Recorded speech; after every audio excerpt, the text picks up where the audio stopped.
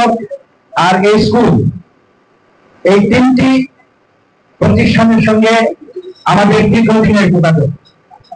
আপনারা শুনেছেন আজকে যিনি আমার পাশে দাঁড়িয়ে আছেন তার স্বর্গীয় পিতা, তার সঙ্গে আমাদের একটি বিশেষ সম্পর্ক ছিল এবং আমরা সবসময় এখানে এসেছি, তাদের বাড়িতে গিয়েছি এবং আমরা এখানে পূজায় অংশগ্রহণ করেছি।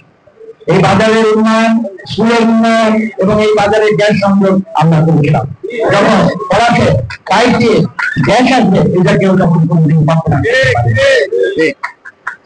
আজকে এই শারদীয় আনন্দের দিনে আপনাদের সঙ্গে একাত্ম হতে পেরে আমি সত্যি আনন্দিত। আমি একটি কথা এখানে বলবো যে যে অনুষ্ঠানে আমরা এসেছি, মা দুর্গার যে আগমন, শারদীয় যে পূজা, সেই পূজাটি কিন্তু আপনাদের জীবনে সবচেয়ে গুরুত্বপূর্ণ একটি অনুষ্ঠান এবং সেই অনুষ্ঠানে আমরা আসি, অংশগ্রহণ করি, আনন্দ ভাগ করে নিই। কি কারণ সেটা আপনাদের বুঝতে হবে। আমরা আসি বিশেষ করে এই কারণে যে আপনাদের এই শারদীয় দুর্গা পূজার যে শিক্ষা, সেখান থেকে আমরা শিক্ষা নিতে আসি। সেই শিক্ষাটি কি? সেই শিক্ষাটি হচ্ছে যে পৃথিবী থেকে সমস্ত অন্যায়কে, সমস্ত পাপকে, সমস্ত পাপকে, সমস্ত অন্যায়কে, সমস্ত নির্যাতনকে, সমস্ত দুর্বিনীত মানুষকে প্রতিহত করার জন্য মা দুর্গা আপনাদের মধ্যে আসেন। তাকে আমরা কি বলি? মহিষাসুর মর্দিনী। কেন? কাজে এটা আপনাদের মনে রাখতে হবে এবং এর থেকে আপনাদের শিক্ষা নিতে হবে।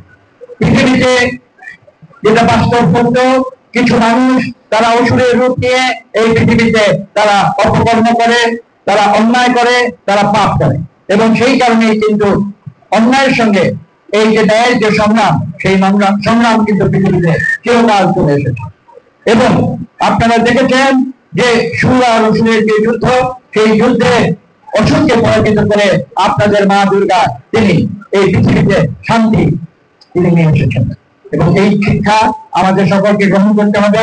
আমরা বাংলাদেশে জাতি, ধর্ম, বর্ণ নির্বিশেষে আমরা সবাই পাশাপাশি ঐক্যবদ্ধ হয়ে একসঙ্গে আমরা শান্তিতে বসবাস করতে করেছি, বর্তমানে করছি, ভবিষ্যতে করব এবং এই কথা আমাদের সকলকে বুঝতে হবে, উপলব্ধি করতে হবে যে বিভিন্ন জাতি, ধর্ম, বর্ণের সমাবেশে একটি জাতি গঠিত হয়, যে জাতীয়তাবাদ।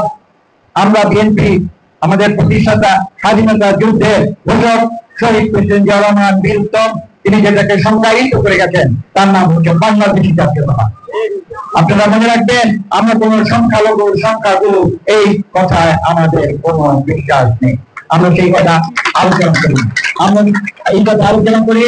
আমরা সবাই বাংলাদেশের নাগরিক, আমরা সবাই বাংলাদেশী, আমরা সবাই সমান এবং এই কথা মনে রেখে ভবিষ্যতে এই বাংলাদেশ থেকে ফ্যাসিবাদ দূর হবার পরে আমরা বিশ্বাস করি একটি সুষ্ঠু নিরপেক্ষ নির্বাচনের মাধ্যমে এই বাংলাদেশে গণতন্ত্র ফিরে আসবে, যে গণতন্ত্রের জন্য মুক্তিযুদ্ধে লক্ষ লক্ষ মানুষ জীবন দিয়েছে এবং যে মুক্তিযুদ্ধ আমরা করেছিলাম এদেশে দরিদ্রের উপরে শোষণ থেকে আমরা দরিদ্র মানুষকে মুক্ত করার জন্য, এদেশের মানুষকে অর্থনৈতিক মুক্তি দেওয়ার জন্য।